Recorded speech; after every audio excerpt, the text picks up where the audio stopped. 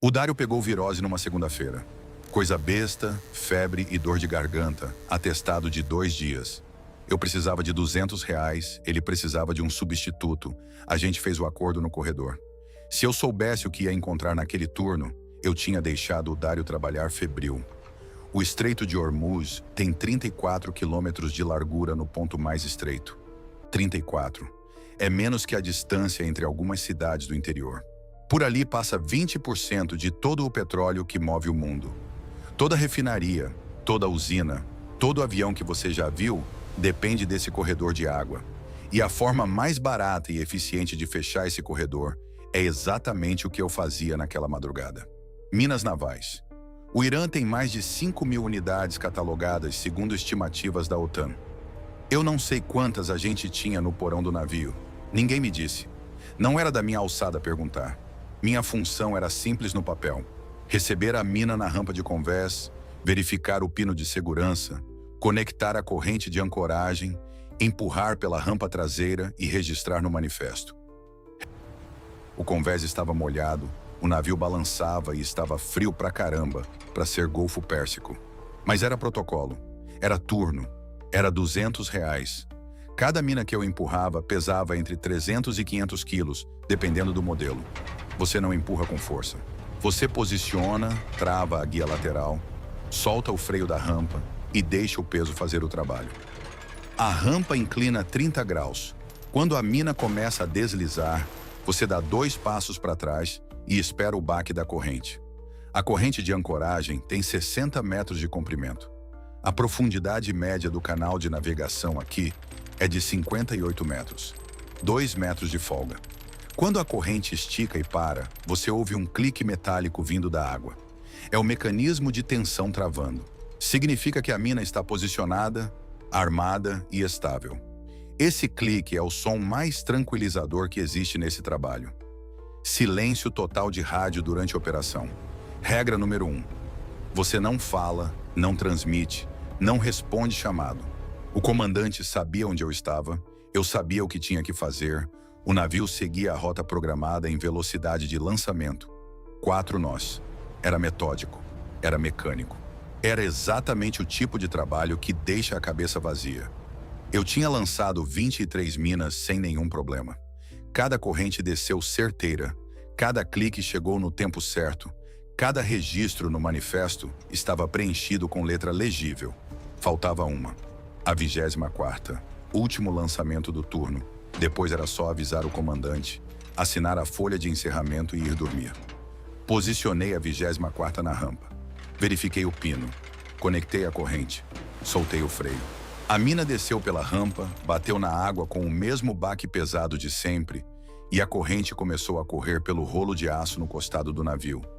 60 metros de corrente grossa saindo metro a metro para o fundo escuro. 40 metros, 50 metros, 58 metros. Eu esperei o clique. O clique não veio. A corrente continuou descendo. Eu olhei para o rolo. Ainda tinha corrente saindo. 60 metros já tinham passado. 65. 70.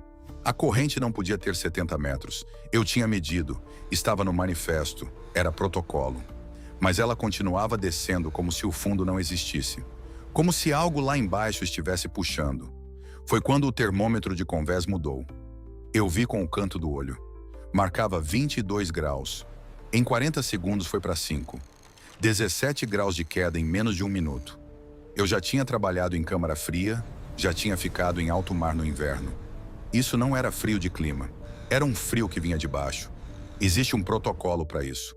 Tá no Manual de Operações Navais, seção 12, subseção 4. Tem até um nome técnico que eu não vou conseguir pronunciar certo. Eu sei que existe porque o sargento mencionou uma vez, durante o treinamento, e todo mundo riu porque parecia coisa de filme. Eu precisava ler aquela página agora. Fui buscar o manual na caixa de equipamentos. A página estava rasgada.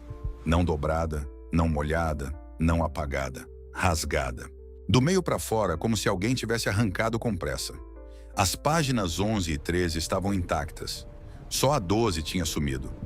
Eu fiquei olhando para a lombada do manual por uns 10 segundos, sem conseguir processar o que isso significava. O navio deu um solavanco.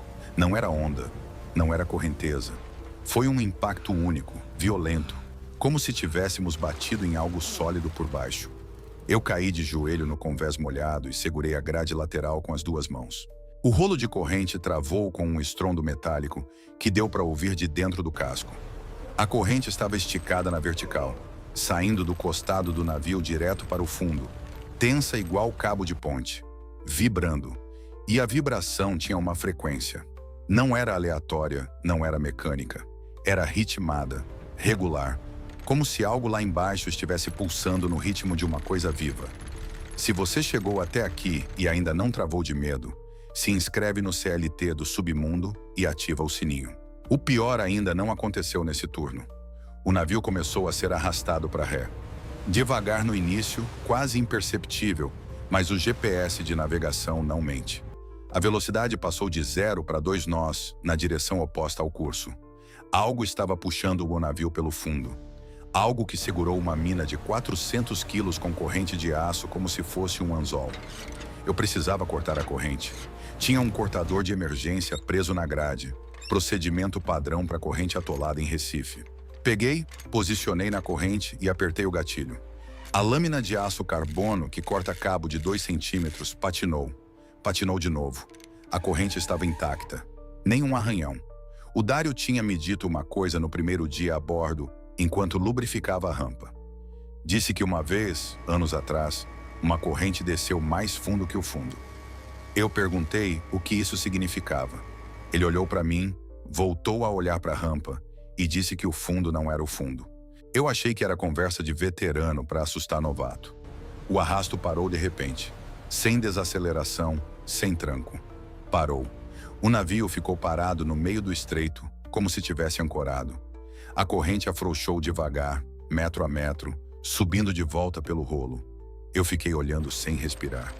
Quando o último elo saiu da água, a corrente estava intacta, mas a mina havia sumido. No último elo da corrente, havia algo preso. Não era lama, não era recife, não era nenhum material que eu conheço. Era um fragmento de corrente, mais velha, de um metal escuro que não enferrujava, que não dobrava, que o meu cortador de emergência não arranhava. Alguém, em algum momento, já tinha descido uma corrente até lá. E algo lá embaixo tinha guardado. Eu registrei o ocorrido no manifesto porque era protocolo. Campo 23, observações de lançamento. Escrevi tudo. No dia seguinte, o comandante me chamou na cabine, olhou para o manifesto, olhou para mim e apenas disse: refaça. O termômetro de convés voltou para 22 graus exatamente 40 minutos depois que a corrente subiu. Não gradualmente, de uma vez. Como se algo tivesse ligado um interruptor lá embaixo. Eu ainda tenho o fragmento de corrente estranha no bolso do meu uniforme. Ninguém sabe que eu peguei.